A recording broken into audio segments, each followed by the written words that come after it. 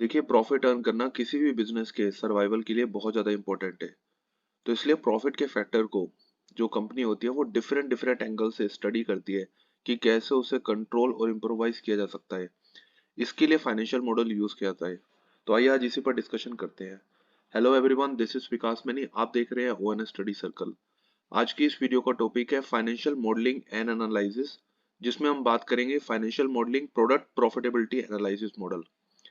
इसमें किस तरह से अलग अलग एंगल से देखा जाता है प्रोडक्ट प्रॉफिटेबिलिटी को, जैसे कंट्रीब्यूशन मार्जिन के साथ, sales versus margin analysis, product and customer wise analysis, segment wise realisation analysis. तो ये सारे फैक्टर्स हम स्टेप बाय स्टेप डिस्कस करेंगे।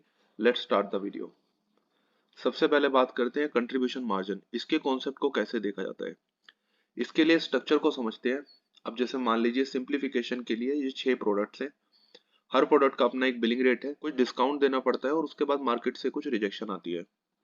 तो अल्टीमेटली कंपनी बेच रही थी इस प्रोडक्ट को, फॉर एग्जांपल प्रोडक्ट ए को 30 रुपए में, बट डिस्काउंट और रिजेक्शन हटाकर कंपनी को मिला 28.03, जो उसका नेट रियलाइजेशन वैल्यू है। उसके बाद टोटल कॉस्ट मान लीजिए इस प्रोडक्ट की जो है वो है 22.42 और नेट प्रॉफिट निकल आया। नेट प्रॉफिट के लेवल पर हम देख रहे हैं कि 3 प्रोडक्ट्स हैं जिसमें नेगेटिव आ रहा है प्रॉफिट। तो क्या इन प्रोडक्ट्स को बंद कर देना चाहिए? इस लेवल पर हम ये नहीं कह सकते। इसके लिए देखना होगा वेरिएबल कॉस्ट कितनी है। तो वेरिएबल कॉस्ट जैसा हमने डिस्कस किया है प्रीवियस वीडियो में, जो भी वेरिएबल पार्ट्स होते हैं जैसे raw material, power and fuel, labour, ये सारे वेरिएबल कॉस्ट का पार्ट होते हैं। तो वेरिएबल कॉस्ट कितनी है, तो आप वेरिएबल कॉस्ट अगर आप हटाएंगे अपने एनआरवी में से तो उसके बाद आपका कंट्रीब्यूशन निकल कर आएगा। तो हम देख रहे हैं जो प्रोडक्ट डी है वो टोटल कॉस्ट में, तो अगर हम रिड्यूस करते हैं तो उस नेट प्रॉफिट लेवल पर ये नेगेटिव है।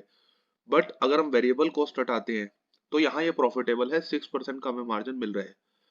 तो प्रोडक्ट डी जो है उसको बंद नहीं करना चाहिए। इसका रीजन क्या है? अब जैसे देख लीजिए, मान लीजिए कि जैसे फैक्ट्री रेंट है, मान लीजिए 10,000 का फैक्ट्री रेंट है, वो तो देना पड़ेगा चाहे आप एक प्रोडक्ट को बनाए या ना बनाए। तो जो भी वेरिएबल खर्चा है उस प्रोडक्ट को बनाने से जो खर्चा बढ़ रहा है, अगर सिर्फ उसको हटाकर देख रहे हैं जिसे हम कहते हैं कंट्रीब्यूशन, उस लेवल पर अगर प्रॉफिट आ रहा है तो वो सफिशिएंट है, उसको कंटिन्यू कर सकते हैं। क्योंकि अगर प्रोडक्ट डी नहीं बनाएंगे तब भी ये खर्चा तो आएगा ही आएगा फिक्स कॉस्ट का। तो इसलिए कंट्रीब्यूशन हटाकर मार्जिन में अगर प्रॉफिट आ रहा है तो उस प्रोडक्ट को कंटिन्यू किया जा सकता है।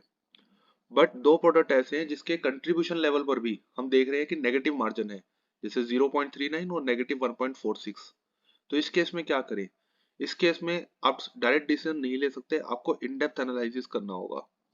जैसे वेरिएबल कॉस्ट में अगर हम देखें, इसमें सबसे पहला इंपॉर्टेंट कंपोनेंट होता है वेरिएबल कॉस्ट का पार्ट, रॉ मटेरियल। तो रॉ मटेरियल हम कॉस्ट देख रहे हैं, अगर अदर कॉस्ट है 8.55, प्रोडक्ट बी की बात करें, रॉ मटेरियल कॉस्ट है 23.12 इस महीने। बट अगर हम देख रहे हैं लास्ट महीने, लास्ट क्वार्टर या फिर अदर फैक्ट्री की कंपेयर करें, जैसे एक फैक्ट्री में एक प्रोडक्ट बी बना रहे हैं और दूसरी फैक्ट्री में वही प्रोडक्ट बनाते तो कितने रुपए में बन जाता? तो उसकी रॉ मटेरियल कॉस्ट है लेट से 18.75। तो इतना ज्यादा जो डिफरेंस है उसकी वजह से मार्जिन में रिडक्शन आई है। अगर 18.7 ही रहेगा तो हम देखें यहाँ पर हमें प्रॉफिट मिलेगा। जो मार्जिन होगा वो आपका होगा 13%, 14% से इंप्रूव हो जाएगा। तो इसलिए इसको हम देख सकते हैं कि इसमें रॉ मटेरियल कॉस्ट को कंट्रोल करने की जरूरत है, उसके बाद इसमें प्रॉफिट आ जाएगा। अब बात करते हैं प्रोडक्ट ई की। इसमें देखिए, इसमें रॉ मटेरियल कॉस्ट में कुछ खास डिफरेंस नहीं है, तो फिर क्या करें? उसके बाद देखें मार्केट रिजेक्शन, क्योंकि या तो कॉस्ट में कम होगा या फिर बिलिंग रेट बढ़ेगा, दोनों ही लेवल पर आपका प्रॉफिट बढ़ेगा। तो बिलिंग रेट कैसे बढ़ेगा, आप उसका मार्केट रिजेक्शन देखें। यहाँ 14% है, बट स्टैंडर्ड थी या लास्ट मंथ लास्ट क्वार्टर हम कहें तो वो थी 6%। तो 8% का डिफरेंस है। अगर लास्ट मंथ या लास्ट क्वार्टर के हिसाब से ही मार्केट रिजेक्शन रहती तो फिर ये भी आपका एक प्रॉफिटेबल स्टेट पे होता। तो इस तरीके से आप एनालाइज कर सकते हैं और कम्युनिकेट कर सकते हैं टॉप मैनेजमेंट से। फर्दर इसमें एक चीज और कर सकते हैं, ईयू इक्विवेलेंट यूनिट, मतलब हर प्रोडक्ट का अपना मान लीजिए अलग अलग वेट है, तो एक वेट पर सभी प्रोडक्ट्स को देख रहे हैं। जैसे मान लीजिए 1 kg पर सभी प्रोडक्ट्स को देख रहे हैं, तो हर प्रोडक्ट के अगर रेट इक्वल आ रहे हैं, जैसे फॉर एग्जांपल अगर हम एक ही तरह की ब्रेड्स को देख रहे हैं तो उनके रेट लगभग लगभग इक्वल आने चाहिए और उनकी कॉस्ट भी लगभग लगभग इक्वल है। तो मार्जिन में देखें, प्रोडक्ट सी जो है उसमें सब्सटेंशियल नेगेटिव आ रहा है। क्यों आ रहा है? क्योंकि इसका रेट उतना नहीं है जितना ए और बी का है। तो इसमें कह सकते हैं कि रेट में रिवीजन होनी चाहिए, ये टॉप मैनेजमेंट को आप कम्युनिकेट कर सकते हैं। अब बात करते हैं सेल्स वर्सेस मार्जिन एनालिसिस, ये कैसे करते हैं। मीनवाइल मैं आपसे रिक्वेस्ट करना चाहूंगा, अगर आपको हमारा एफर्ट्स पसंद आ रहा है तो इस वीडियो को लाइक और शेयर जरूर करें और हमें मोटिवेट करें इस चैनल को सब्सक्राइब करके। सेल वर्सेस मार्जिन एनालिसिस, इसके लिए इस प्रेजेंटेशन को समझते हैं। इसमें देखिए, मान लीजिए एक सिनेरियो बनाया गया है, जैसे सेल वैल्यू 5% से ऊपर होगी और मार्जिन वैल्यू 1% से ऊपर होनी चाहिए। जो मार्जिन है वो 1% से ज्यादा होना चाहिए। तो यहाँ देखिए, यहाँ आपने परसेंटेज टू टोटल सेल लगाया है। पहला इसमें जो आपका सेक्शन है वो है सेल भी ज्यादा होनी चाहिए, मतलब सेल वैल्यू 5% से ज्यादा होनी चाहिए और मार्जिन भी 1% से ज्यादा होनी चाहिए। तो कुछ प्रोडक्ट्स इसमें फॉल कर रहे हैं। उसमें भी जिस प्रोडक्ट में आप देख रहे हैं कि रिजेक्शन की वजह से डिफरेंस है, आप उसको हाईलाइट कर सकते हैं कि इसके रिजेक्शन कंट्रोल कर लें तो प्रॉफिट और बढ़ सकता है। और यहाँ अगर हम देखें फर्स्ट सेक्शन में, तो टोटल सेल का 72% जो सेल है वो तो हमारी प्रॉफिटेबल स्टेट पे है, उसे हमें मार्जिन मिल रहा है 1% से ज्यादा। तो आप बिजनेस को कम्युनिकेट कर सकते हैं कि मैक्सिमम प्रोडक्ट जो है हाई वैल्यू के प्रोडक्ट्स ऊपर हमें मार्जिन मिल रहा है। उसके बाद सेल कम है बट मार्जिन ज्यादा है। उस केस में क्या होगा, उस केस में आप मार्केटिंग डिपार्टमेंट से कम्युनिकेट कर सकते हैं कि इन प्रोडक्ट्स को पुश करें, इसकी सेल पुश करें क्योंकि इसमें मार्जिन हमें अच्छा मिल रहा है। उसके बाद सेल भी कम है बट मार्जिन भी कम है, तो उस केस में क्या होगा, उस केस में एक प्रोडक्ट को देखेंगे पास्ट ट्रेंड से कि क्या एक प्रोडक्ट रेगुलरली उस पर्टिकुलर सेक्शन में आ रहा है, और अगर हाँ तो फिर देखा जाएगा कि इस प्रोडक्ट में क्या कुछ चेंज करें इसके स्ट्रक्चर में या फिर इसको शट डाउन करें। अल्टीमेटली अगर हम देखें सेल ज्यादा है बट मार्जिन कम है, तो इस केस में देखें इसका मतलब यह है या तो इसका रेट उतना नहीं है या फिर इसकी कॉस्ट ज्यादा है। रेट के केस में आप देख सकते हैं कि क्या इसकी मार्केट रिजेक्शन ज्यादा है। जैसे अगर हम देखें, यहाँ जो मार्केट रिजेक्शन है इस केस में, अगर हम बात करते हैं प्रोडक्ट 17 की, तो इसमें मार्केट रिजेक्शन ज्यादा है, उसको कंट्रोल करेंगे तो कंट्रोल हो सकता है। बट अगर मार्केट रिजेक्शन नहीं है तो फिर कॉस्ट के अलग अलग एलिमेंट देखेंगे, जैसे discount rate, raw material cost या फिर डिफरेंट डिफरेंट लेवल की कॉस्ट। तो इस तरीके से आप अलग अलग सेक्शन में प्रेजेंट कर सकते हैं कि कितनी सेल होने पर कितना मार्जिन हो रहा है, और मैक्सिमम जैसे 72.4% जो है मैक्सिमम वैल्यू के प्रोडक्ट्स जो है वो आपका मार्जिन आपको दे रहे हैं। तो इस तरीके से आप कम्युनिकेट कर सकते हैं इन रिलेशन टू मार्जिन। अब बात करते हैं कि प्रोडक्ट और कस्टमर वाइज कैसे एनालाइज किया जाता है। अब देखिए, सबसे पहले ये समझते हैं कि ये करंट पिक्चर है बिजनेस की, और उसके बाद ये जो है ये रिवाइज पिक्चर है। ऐसा कैसे होता है, जैसे मान लीजिए एक डीलर है या फिर एक रिटेलर है। डीलर का मतलब वो होता है जो डायरेक्ट जो है कंपनी से सामान खरीदता है और उसके बाद वो सप्लाई करता है अलग अलग शॉप्स में, डिस्ट्रीब्यूट करता है। रिटेलर ये है कि कंपनी खुद दुकानों में अपने सामान को पहुंचाती है। तो जैसे मान लीजिए एक डीलर है, वो इस लेवल पे प्रोडक्ट खरीद रहा है, इतनी इतनी क्वांटिटी के प्रोडक्ट खरीद रहा है और उससे कंपनी को मार्जिन हो रहा है 3.7%। अब कंपनी चाहती है कि इस पर्टिकुलर डीलर से मार्जिन इंक्रीज किया जाए, इसमें हमें ज्यादा बेनिफिट नहीं हो रहा, इसको सेल करने पर इंक्रीज करना है, एटलीस्ट 11% तक लाना है। कंपनी थोड़ा सा चेंजेबल एलिमेंट में चेंज करके देख सकती है कि कितना इंक्रीज या डिक्रीज हो रहा है मार्जिन में। अब इसको समझते हैं, जैसे मान लीजिए सेल क्वांटिटी है, हर प्रोडक्ट अगर हम, जैसे ये सेल क्वांटिटी है, इसको पैक करें तो एक ट्रक में कितने पैकेट जा सकते हैं उसके, तो ये पैकेट्स हैं। यहाँ नंबर ऑफ पैकेट्स आ गए और यहाँ बिलिंग रेट आ गया उसका। डिस्काउंट, मार्केट रिएक्शन, स्टैंडर्ड का डिफरेंस देखे तो नेट रियलाइजेशन वैल्यू निकल आई। नेट रियलाइजेशन वैल्यू कैसे निकलती है, बिलिंग रेट में से डिस्काउंट हटाए, उसके बाद फर्दर उसमें मार्केट रिजेक्शन हटाए, नेट रियलाइजेबल वैल्यू निकल आई। मल्टीप्लाई करेंगे, ये तो रेट था, इसको मल्टीप्लाई करेंगे सेल क्वांटिटी से तो वैल्यू निकल आएगी। ट्रांसपोर्टेशन कॉस्ट, अब देखिए ट्रांसपोर्टेशन कॉस्ट जो है, अगर कोई भी फॉर्मूला थोड़ा सा कॉम्प्लेक्स होता है तो बेटर है कि आप उसको अपनी रिपोर्ट में ही प्रेजेंट करें।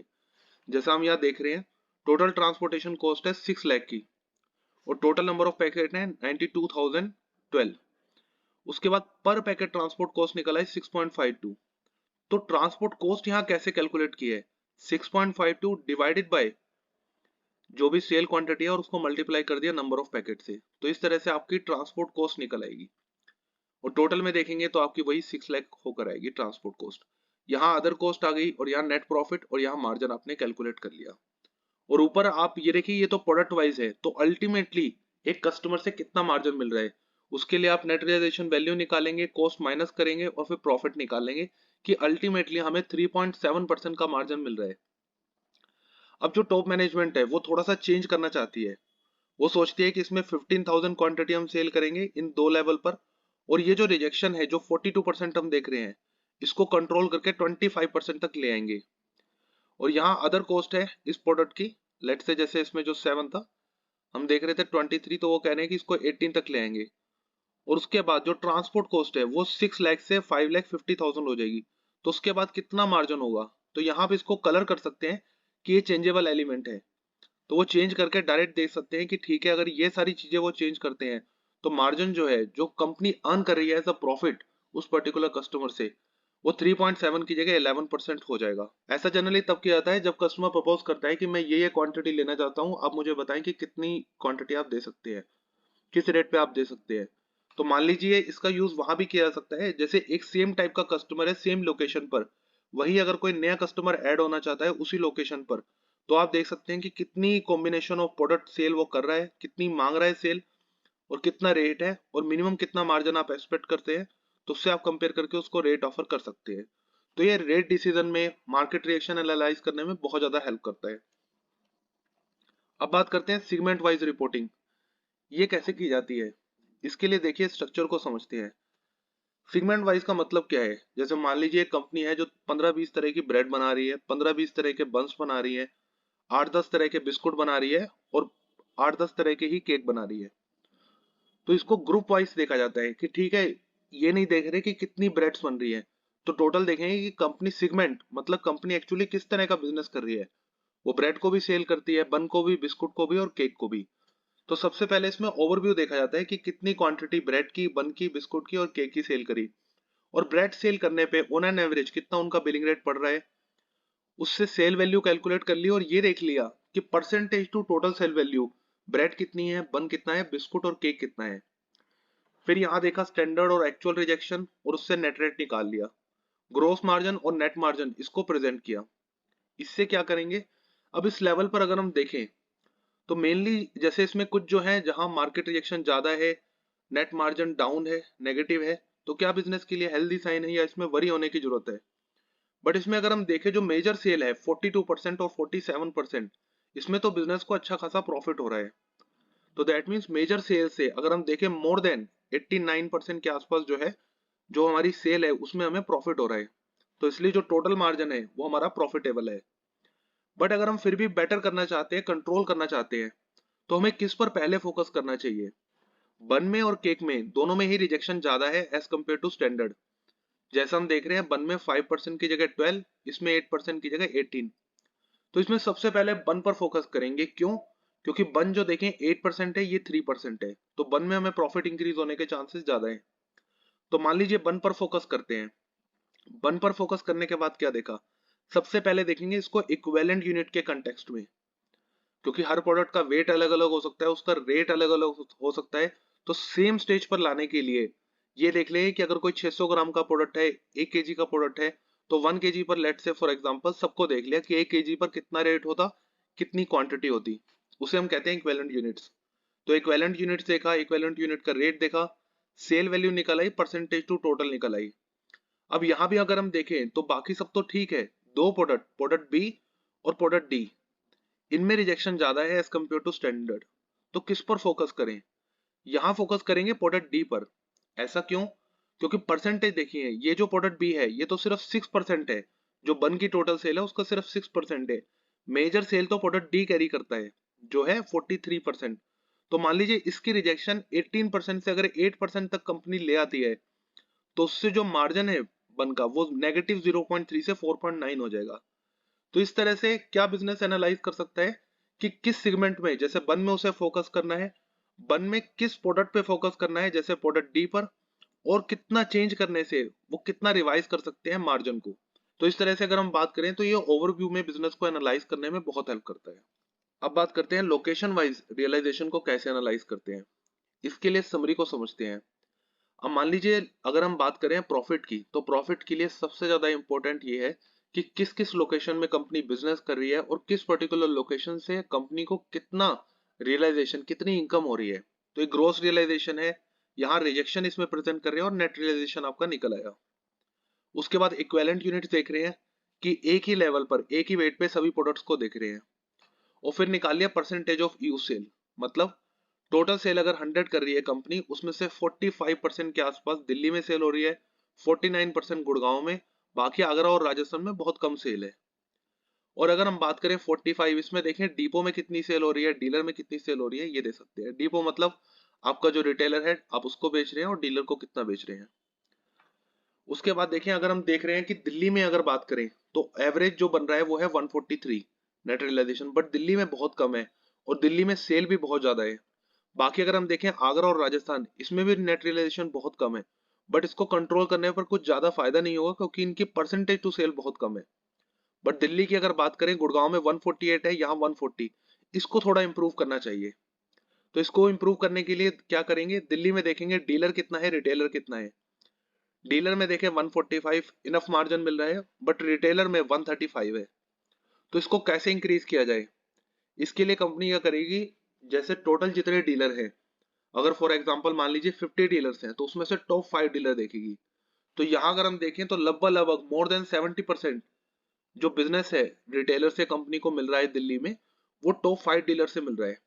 तो उन टॉप 5 डीलर्स की समरी एनालाइज करेगी कि कैसे इन्हें कंट्रोल करें। तो इसमें देखें, अगर हम देखें तो 4 और 5 जो डीलर है वो लगभग लगभग 140 के आसपास है, तो इतना जस्टिफाइड है। बट जो कम है, जैसे रिटेलर 1 2 3, इस पर ज्यादा फोकस करेगी। तो इससे कंपनी को क्या डिसीजन लेने में हेल्प हुई, इससे कंपनी सबसे पहले तो लोकेशन वाइज देखेगी, किस लोकेशन में किसको कंट्रोल करना है, डीलर को या रिटेलर को, और रिटेलर में से भी किस रिटेलर पर या फिर किस सेगमेंट पर उसे ज्यादा फोकस करना है, जिससे रियलाइजेशन बढ़े और अल्टीमेटली प्रॉफिट इंक्रीज हो। तो इस तरह से रियलाइजेशन की रिपोर्टिंग आप मैनेजमेंट से कम्युनिकेट कर सकते हैं।